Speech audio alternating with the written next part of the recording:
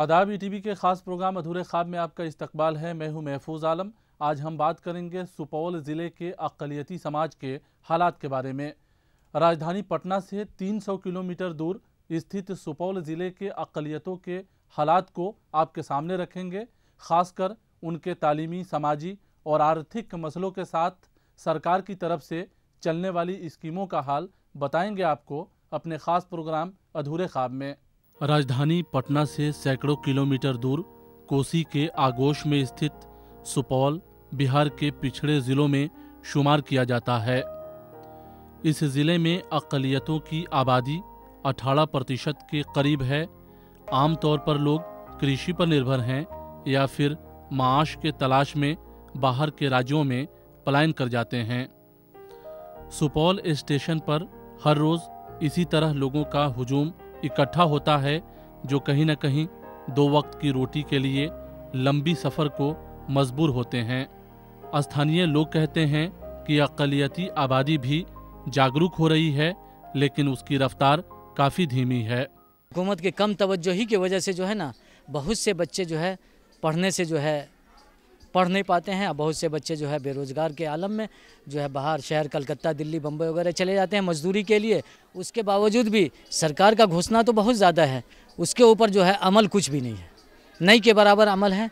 इसलिए जो है मुसलमानों की माली हालत बहुत गंभीर है। बच्चों को पढ़ाने से जो है बेरोज़गारी ज़्यादा है, इसलिए बच्चे को पढ़ाने से जो है मुसलमान जो है गार्जियन उसमें सक्षम नहीं है। जो यहाँ के नौजवान हैं, इसी गरीबी के चलते हुए वो तालीम और हाई फाई एजुकेशन नहीं हासिल कर पाते हैं, जिसकी वजह से वो कुछ इंटर या मैट्रिक करके और घर के हालात और मजबूरी के एतबार से वो तालीम को वहीं से ख़त्म कर देते हैं और दिल्ली और पंजाब का रुख अख्तियार कर लेते हैं। 517 गांव वाले इस ज़िले में 5 विधानसभा क्षेत्र है। शायद ही कोई ऐसा इलाका हो जहां इस समाज की तादाद अपनी मौजूदगी का एहसास नहीं कराता हो, लेकिन ये मौजूदगी सिर्फ तादाद के एतबार से ही नज़र आती है। बात विकास, तालीम और रोज़गार की करें तो ये तबका आज भी तंगहाल है। आत्मविश्वास की कमी ऐसी कि अपने बारे में भी कुछ कहते हुए घबरा जाता है।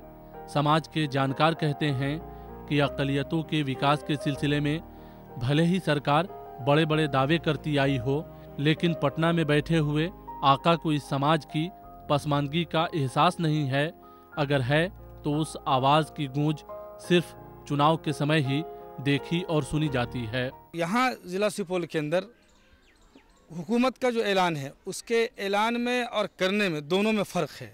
हम तो ये कहते हैं कि कितने मासूम हैं इस शहर के रहने वाले, कितने मासूम हैं इस शहर के रहने वाले, अपने कातिल को समझते हैं मसीहा अपना।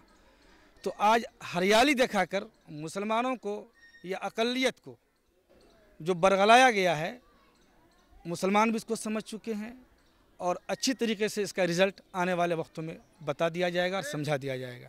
खेती से जुड़े इन लोगों का मुक़द्दर इस खेत से शुरू होता है और इसकी दहलीज पर ही दम तोड़ देता है।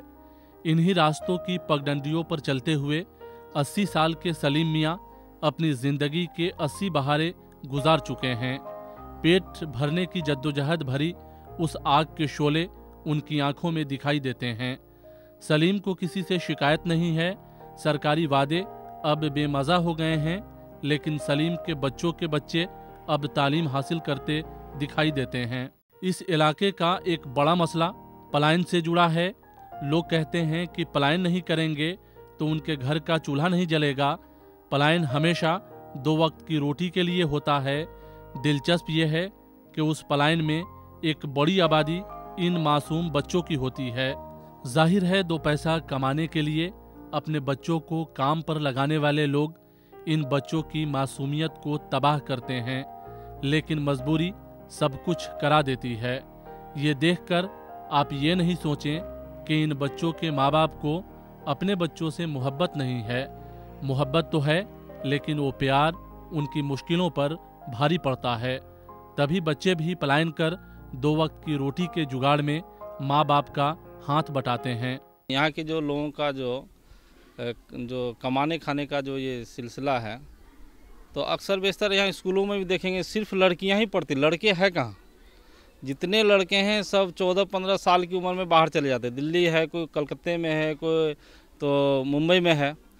लड़के मिलते नहीं, नौजवान भी यहाँ बिहार में नहीं मिलते हैं। सिर्फ बूढ़े बूढ़े लोग घर में रहते हैं, क्योंकि कमाने का अब ये है कि ये नौजवान जो बाहर जा रहे हैं तो ये पढ़ेंगे क्या, तो कमाने के लिए चले गए हैं। तो स्कूल में आप जाकर देखिए, यहाँ सरकारी स्कूल हो या मदरसा भी हो, तो सिर्फ आपको ये क्या कहते हैं लड़कियाँ, बड़ा इनाम लड़का है, लड़कियाँ ही लड़कियाँ हैं।